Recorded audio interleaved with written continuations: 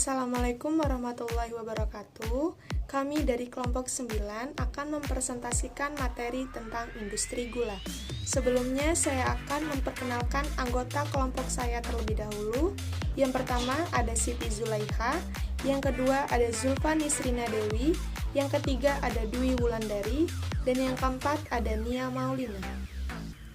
Bahasan yang dibahas dalam presentasi kali ini yaitu yang pertama sejarah gula pasir, yang kedua proses pembuatan gula dalam industri gula, yang ketiga data produksi, konsumsi, ekspor dan impor, yang keempat dampak industri gula terhadap lingkungan dan cara menanggulanginya. Materi yang pertama yaitu sejarah gula pasir, yaitu sejarah gula pasir di dunia, dan yang kedua sejarah gula pasir di Indonesia. Materi yang pertama, sejarah gula pasir. Sejarah gula pasir di dunia. Pada awalnya, gula tebu dikenal oleh orang-orang Polinesia, kemudian menyebar ke India. Pada tahun 510 sebelum Masehi, Raja Darius dari Persia menemukan batang rerumputan yang menghasilkan madu tanpa lebah. Seperti penemuan manusia lainnya, keberadaan tebu sangat dirahasiakan dan dijaga dengan ketat. Rahasia tanaman tebu akhirnya terbongkar setelah terjadi ekspansi besar-besaran oleh orang-orang Arab pada abad ke-7 sebelum Masehi. Pada tahun 642 Masehi, ketika mereka menguasai Persia, mereka menemukan tanaman tebu yang sedang tumbuh dan mempelajari cara pengolahan gula. Selama ekspansi berlanjut, mereka mendirikan pengolahan-pengolahan gula di berbagai daratan lainnya yang mereka kuasai seperti Afrika Utara dan Spanyol. Gula dikenal oleh orang-orang Barat Eropa sebagai hasil dari perang salib pada abad ke-11. Para prajurit yang pulang menceritakan keberadaan rempah baru yang enak ini. Gula tercatat diketahui di Inggris pada tahun 1099. Pada tahun 1319, harga gula di London sangatlah besar, setara dengan beberapa bulan upah buruh rata-rata, sehingga dapat dikatakan gula sangatlah mewah pada waktu itu. Orang-orang kaya menyukai pembuatan patung-patung dari gula sebagai penghias meja mereka. Karena merupakan barang yang sangat mahal, maka seringkali dianggap sebagai obat. Pada abad ke-15, pemurnian gula Eropa umumnya dilakukan di Venice. Venice tidak bisa lagi melakukan monopoli ketika Vasco da Gama berlayar ke India pada tahun 1498 dan mendirikan perdagangan di sana. Meskipun demikian, penemuan-penemuan orang Amerika lah yang telah mengubah konsumsi gula di dunia. Pada tahun 1750, ada 120 pabrik pemurnian gula yang beroperasi di Britania dengan menghasilkan 30.000 ton per tahun. Pada tahap ini, gula masih merupakan sesuatu yang mewah dan menghasilkan keuntungan yang sangat besar, sehingga dijuluki dengan emas putih. Dalam perjalanan pertamanya, Columbus membawa tanaman tebu untuk ditanam di kawasan Karibia. Iklim yang sangat menguntungkan untuk pertumbuhan tanaman tebu menyebabkan berdiri sebuah industri dengan cepat. Tanaman tebu dibudidayakan secara massal. Secara ekonomi, gula sangat penting sehingga seluruh kekuatan Eropa berusaha membangun jajahan di pulau-pulau kecil Karibia, dan berbagai pertempuran terjadi untuk menguasai pulau-pulau tersebut. Lalu, tanaman tebu dibudidayakan di berbagai dunia untuk memenuhi kebutuhan pasar Eropa dan lokal. Industri gula yang ada di Indonesia pertama kali itu ada di pertengahan abad ke-17, di mana terdapat di dataran Batavia. Nah, di sini dikelola oleh orang-orang dari Cina. Selanjutnya, pada abad ke-19 dibangunlah pabrik industri gula modern yang terdapat di Cisaem, Pamanukan, Jawa Barat. Di pabrik inilah dikelola oleh orang-orang Inggris. Nah, karena kesalahan tempat, pabrik yang ada di Cisaem, Pamanukan, Jawa Barat ini mengalami kebangkrutan. Akhirnya hanya bertahan selama 1 dasawarsa saja. Selanjutnya, Belanda mendirikan pabrik industri gula yang baru itu dalam kurun kultur Stelsel. Selanjutnya, di tahun 1830 terdapat 3 pabrik gula besar yang menggiling tebu-tebu gubernemen. Nah, pabrik besar ini terdapat di Pekalongan. Nah, ada 3 pabrik besar yang berlokasi. Yang pertama ada di Desa Wonopringo, yang kedua ada di Desa Klidang, yang ketiga ada di Desa Karanganjar. Nah, untuk yang di Desa Wonopringo dan Desa Klidang itu dikelola oleh orang Tionghoa, sedangkan untuk yang di Desa Karanganjar sendiri dikelola oleh orang Inggris. Lalu di tahun 1835 sampai 1836 pendiri dari Inggris yaitu Loudon, De Sturler, dan Verbeek membangun 2 pabrik yang ada di Kendal, yaitu ada pabrik pugu dan pabrik gamu. Tapi ada hal yang disayangkan dari sisi tenaga kerja. Nah, tenaga kerja ini yang digunakan sendiri adalah masyarakat pribumi, di mana mereka dikontrak, lalu mereka itu melakukan pekerjaan tanpa batasan. Jadi sehingga bisa dibilang disebut dengan kerja paksa seperti itu. Untuk alat yang digunakan sendiri itu masih sangat sederhana, masih menggunakan tenaga hewan atau tenaga manusia. Nah, untuk alat pengepres tebu sendiri itu terdiri dari 2 buah silinder yang biasanya terbuat dari batu atau kayu.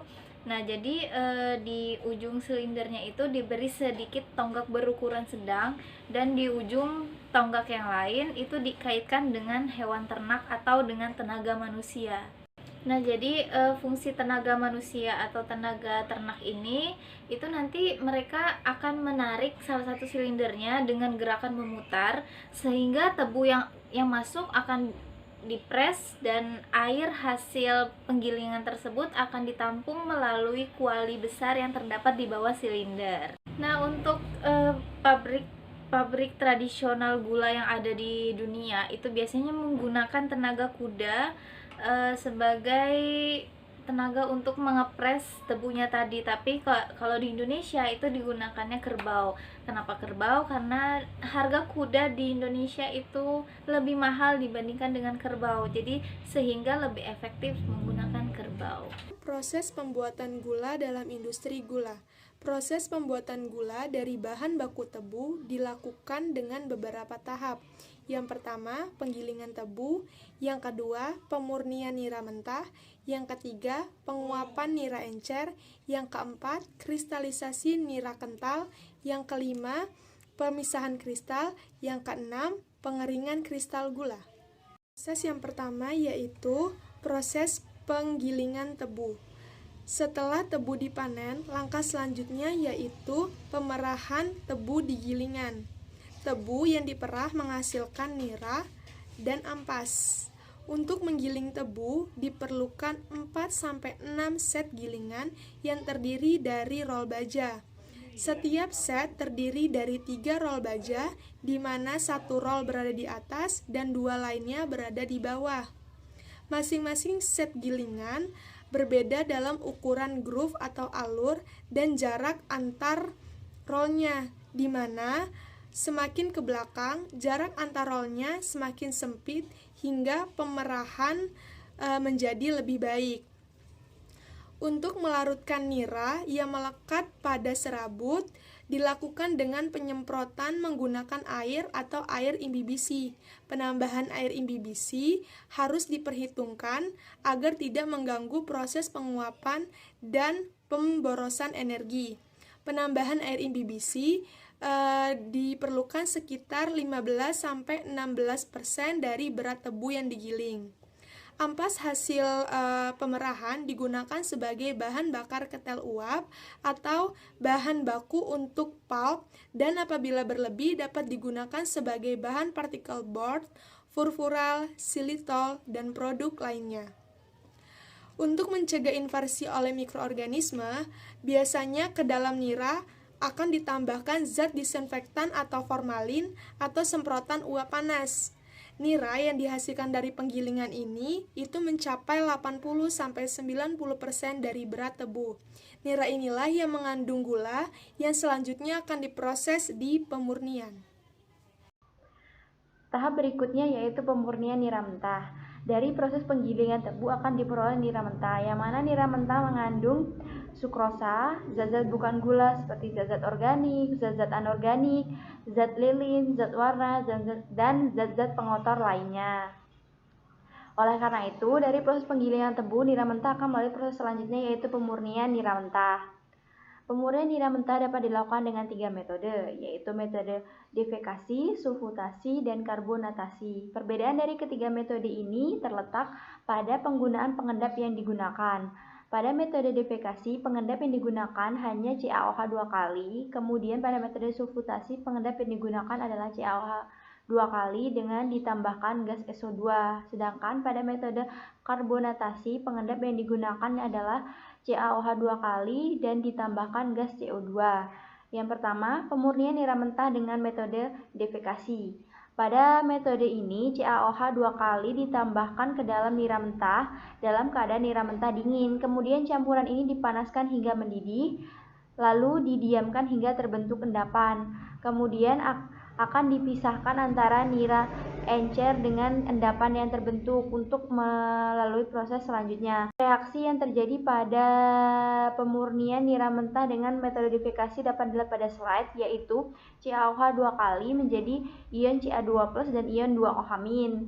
Kemudian ion Ca2+ akan bereaksi dengan ion PO4 3- yang terkandung di dalam nira mentah membentuk endapan Ca3PO4 2 kali. Itu cara penjernihan yang kedua yaitu sulfitasi. Sebagian besar pabrik gula di Indonesia menggunakan proses sulfitasi dalam pemurnian nira. Bahan aditif dalam proses ini yaitu CaOH 2 kali dan gas SO2 yang ditambahkan ke dalam nira. Pada proses sulfitasi, nira mentah terlebih dahulu ditambahkan dengan CaOH 2 kali berlebih, yaitu kurang lebih 1% lebih banyak dari berat kapur yang diperlukan. Penambahan kapur berlebih yaitu untuk menetralkan asam-asam yang terdapat dalam nira dan membantu pengendapan. Reaksi antara kapur dan fosfat yang terdapat dalam nira dapat dilihat pada slide.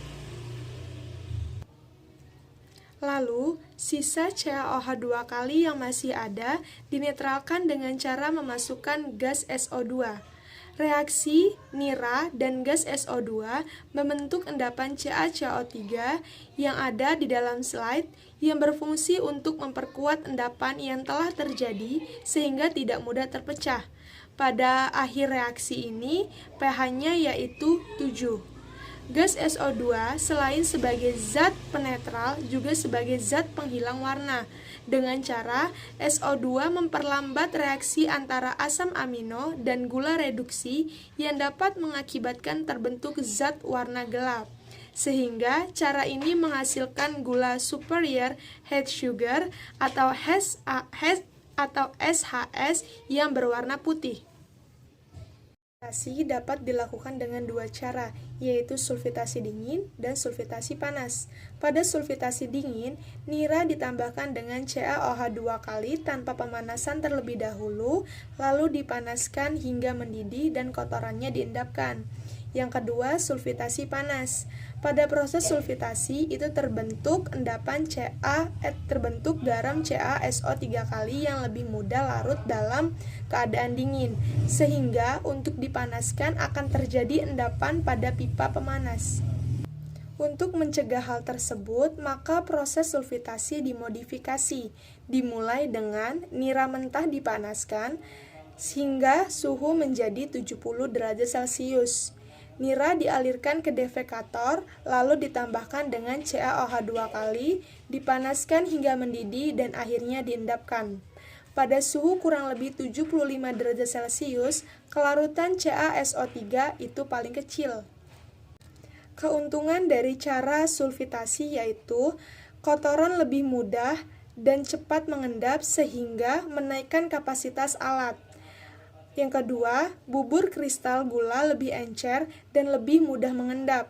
Yang ketiga, kristalisasi lebih baik dan warna gula lebih putih. Yang keempat, hemat waktu pengendapan dan pemanasan. Yang kelima, kapasitas sentrifuge lebih besar. Kemudian, kelemahan yang didapat dari sulfitasi yaitu yang pertama, deposit nira kental dalam alat pemanas dan penguapan lebih banyak. Yang kedua, biaya perawatan dan investasi yang lebih besar diperlukan karena masalah korosi yang lebih besar. Cara penjernihan nira yang ketiga yaitu karbonatasi. Pada karbonatasi ini, zat adiktif yang digunakan yaitu CaOH 2 kali dan gas CO2. Kapur yang diberikan banyaknya sekitar 10 kali berat yang diberikan pada sulfatasi. Nah, sisa kapur dalam nira ini dinetralkan dengan gas CO2 dari hasil pembakaran batu kapur CaCO3. Reaksinya dapat dilihat pada slide.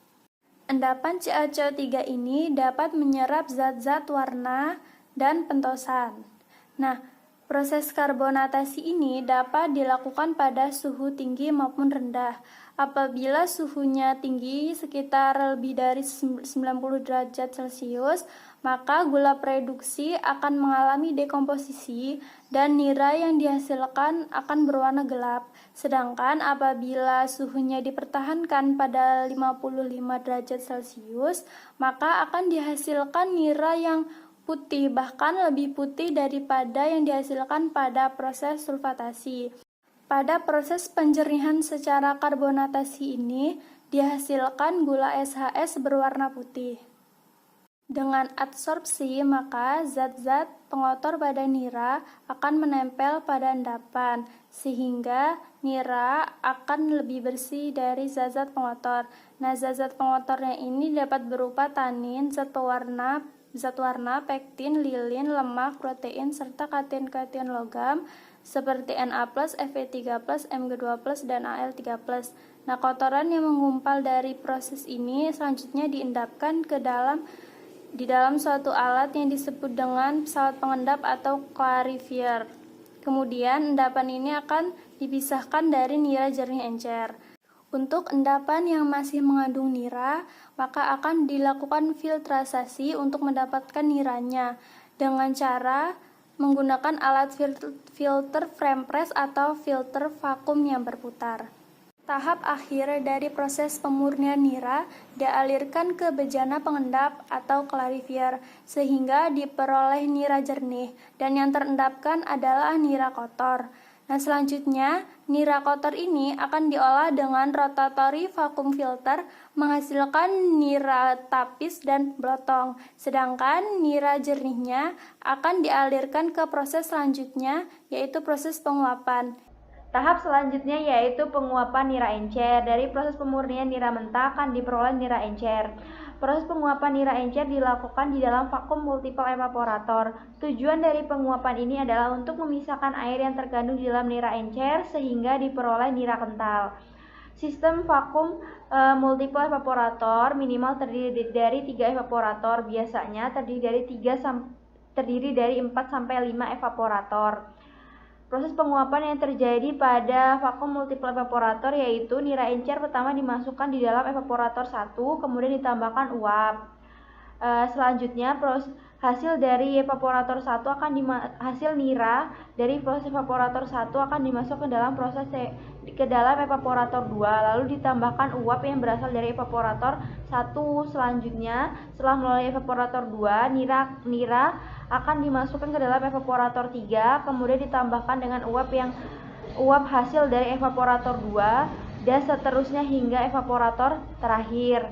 Tujuan dari penguapan di dalam ruang vakum adalah untuk menurunkan titik didih dari nira encer karena pada suhu lebih dari 125 derajat Celcius struktur dari gula akan hancur. Oleh karena itu dilakukan dalam keadaan vakum yang mana nira akan dapat mendidih sekitar pada suhu 70 derajat Celcius.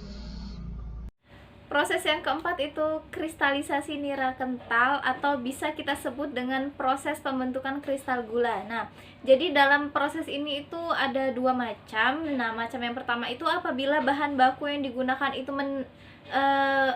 meningkat jumlahnya atau banyak, dan yang kedua itu apabila bahan baku yang digunakan itu sedikit atau rendah. Nah, untuk bahan baku yang banyak atau meningkat itu dengan cara yang pertama, nira mentah tadi itu diuapkan sehingga mendekati kondisi jenuhnya. Nah, penguapan ini terjadi dalam evaporator. Nah, dengan pemekatan yang terus-menerus sehingga koefisien jenuhnya ini akan meningkat. Pada keadaan lewat jenuh, maka akan terbentuk suatu pola kristal, yaitu kristal sukrosa. Titik kristalisasi gula tebu terjadi pada 78 hingga 80 derajat Brix.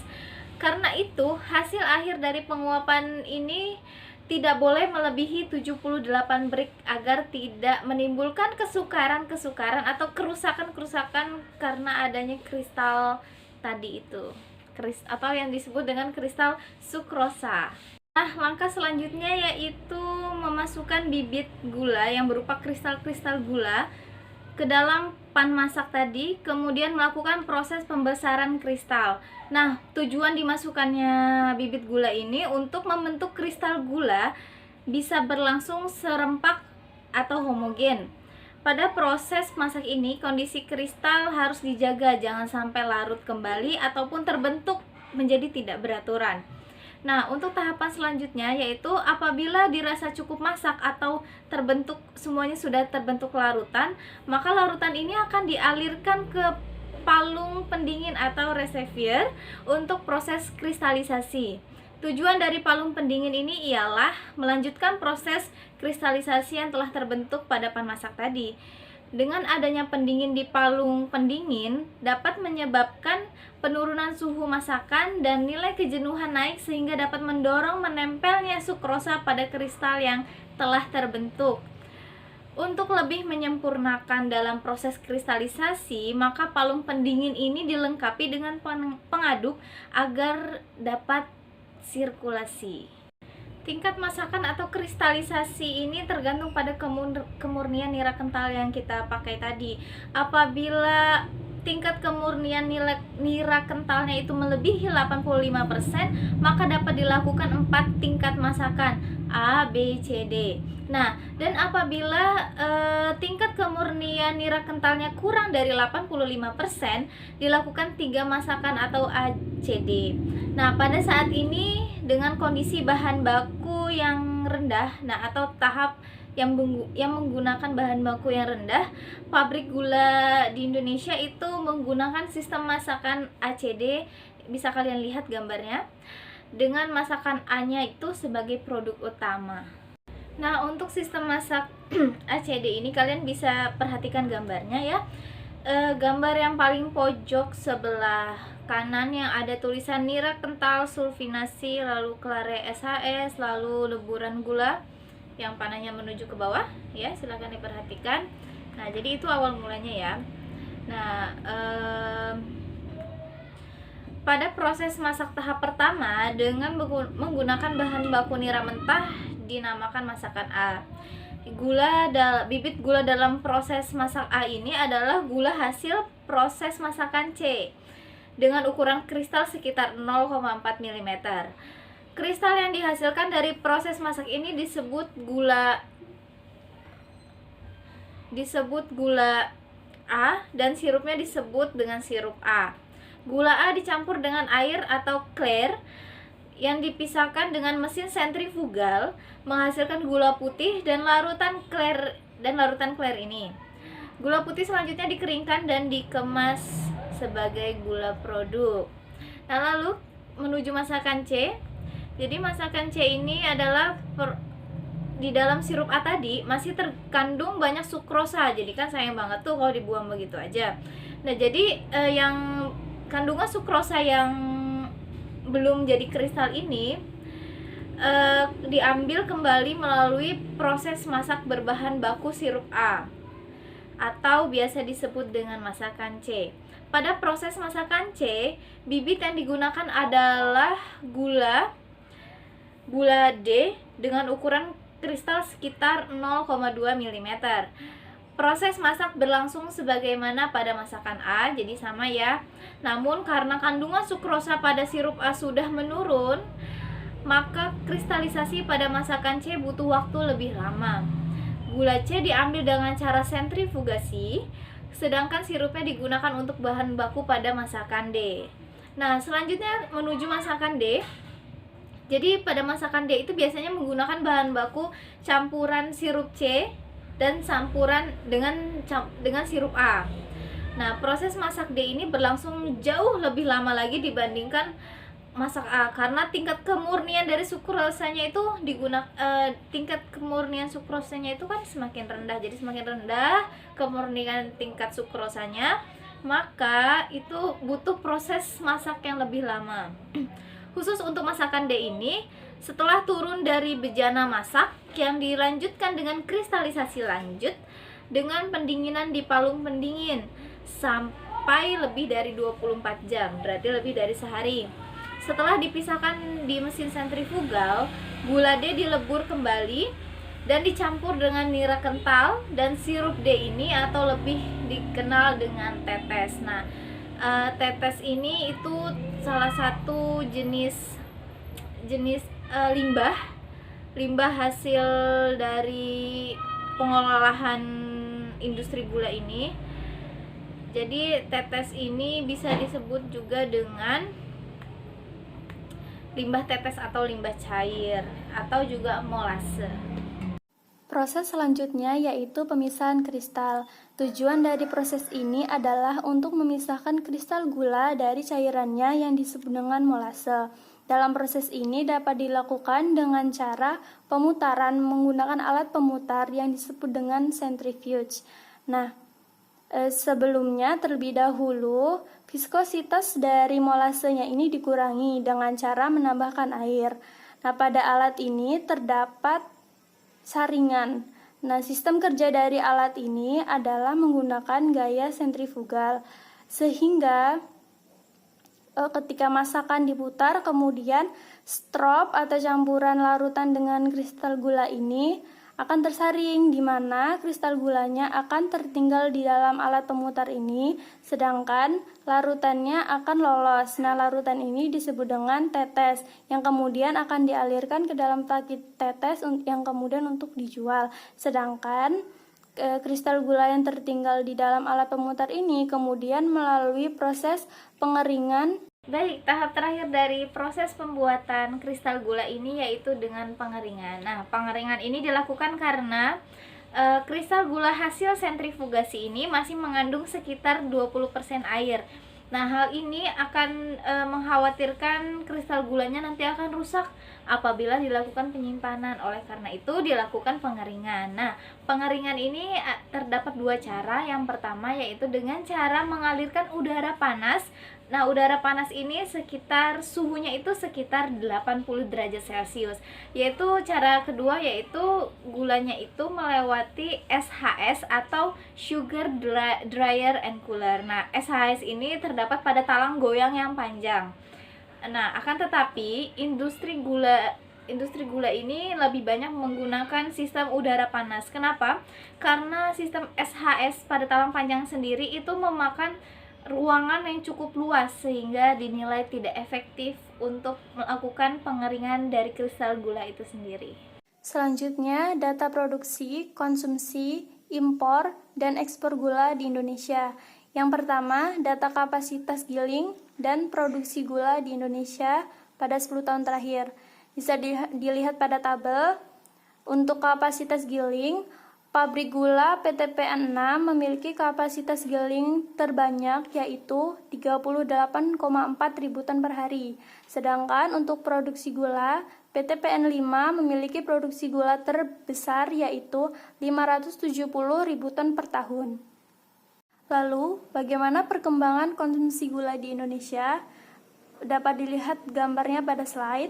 Berdasarkan hasil Survei Sosial Ekonomi Nasional atau Susenas oleh DPS, konsumsi gula untuk konsumsi rumah tangga memiliki kecenderungan menurun dengan rata-rata penurunan 2,15% per tahun.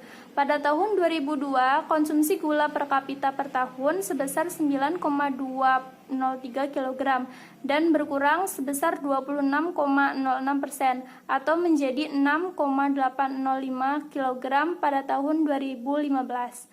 Selama periode tersebut terjadi penurunan konsumsi gula tertinggi, yaitu terjadi di tahun 2012.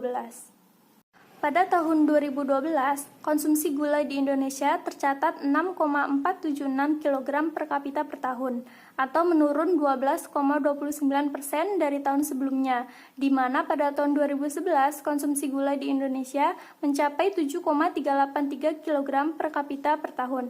Namun demikian, setelah penurunan konsumsi gula di tahun 2012, konsumsi gula di tahun 2015 kembali meningkat dengan pertumbuhan mencapai 6,17% atau meningkat menjadi 6,805 kg per kapita per tahun. Selanjutnya, data ekspor dan import gula di Indonesia pada tahun 1980 sampai 2015. Bisa dilihat pada slide. Jadi pada tahun 1980 hingga sekitar 1994, ekspor gula di Indonesia cenderung meningkat meskipun mengalami penurunan namun tidak terlalu signifikan. Namun sebaliknya, import gula di Indonesia hampir tidak pernah. Namun mulai tahun 94 sampai 95 ekspor menurun secara drastis. Artinya produksi pada tahun ini mengalami penurunan. Nah, untuk memenuhi konsumsi gula di Indonesia perlu diadakannya impor, sehingga pada periode ini impor mengalami kenaikan. Kemudian sampai tahun sekitar 2003 ekspor dan impor hampir setara kurvanya. Kemudian pada tahun 2003 hingga 2015 ekspor kembali mengalami kenaikan. Pada tahun 2008 mengalami puncaknya, yaitu dengan jumlah sekitar 950.000 ton. Dengan kenaikannya ekspor ini, kebalikan dengan impor, yaitu impor cenderung menurun hingga tahun 2015. Selanjutnya, dampak industri gula terhadap lingkungan dan cara penanggulangannya. Pada pemrosesan gula dari tebu, menghasilkan limbah atau hasil samping yang dapat berupa ampas, blotong, dan tetes. Ampas berasal dari tebu yang digiling dan kemudian digunakan sebagai bahan bakar ketel uap.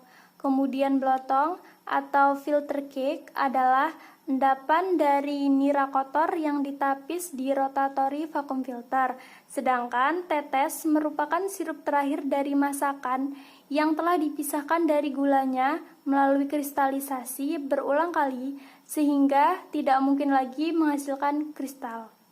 Yang pertama yaitu limbah bagas atau ampas. Salah satu di antara energi alternatif yang relatif murah ditinjau dari aspek produksinya dan relatif ramah lingkungan adalah pengembangan bioetanol dari limbah-limbah pertanian atau biomasa yang mengandung banyak lignoselulosa seperti bagas, yaitu limbah padat industri gula.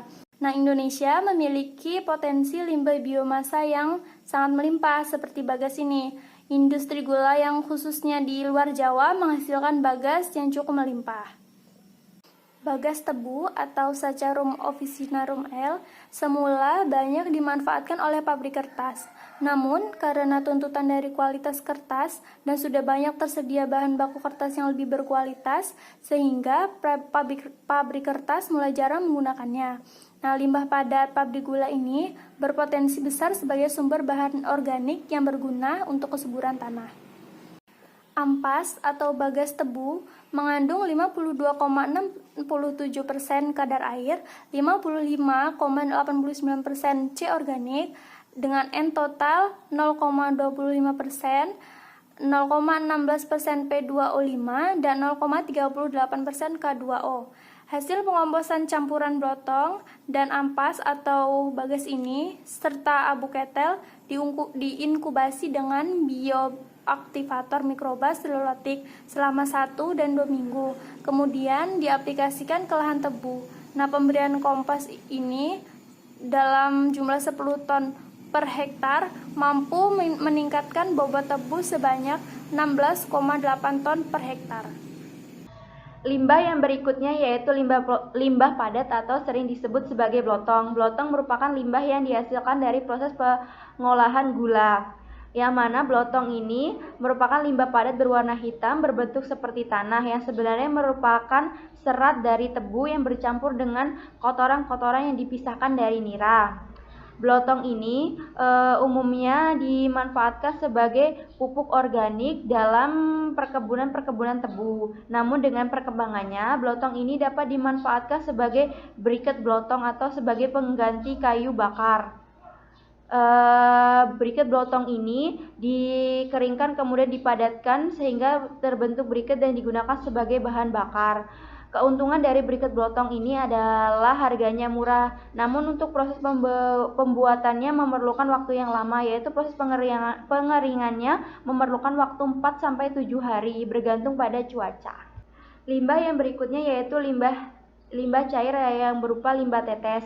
Limbah tetes ini merupakan produk sisa dari proses pengolahan gula yang diperoleh dari proses pengkristalan gula. Yang mana limbah tetes ini merupakan sirup dari gula yang namun tidak dapat dikristalkan kembali. Umumnya limbah tetes ini dihasilkan 5-6% dari berat tebu, sehingga untuk industri gula yang memproduksi 6.000 ton tebu per hari dapat menghasilkan limbah tetes sebanyak 300-360 ton per hari. Meskipun tetes ini masih mengandung gula, namun tetes ini sangat tidak layak untuk dikonsumsi karena masih mengandung zat-zat pengotor yang sangat tidak baik bagi kesehatan. Oleh karena itu, agar tidak membahayakan bagi lingkungan maupun bagi manusia, limbah ini dapat dimanfaatkan dengan baik, yaitu pada industri-industri fermentasi seperti fermentasi alkohol, pabrik MSG maupun pabrik pakan ternak. Pada pabrik pakan ternak, limbah tetes ini digunakan untuk meningkatkan mutu bahan dari pakan ternak maupun sebagai bahan yang meningkatkan nafsu makan dari ternak. Baiklah, sekian presentasi dari kelompok kami mengenai industri gula.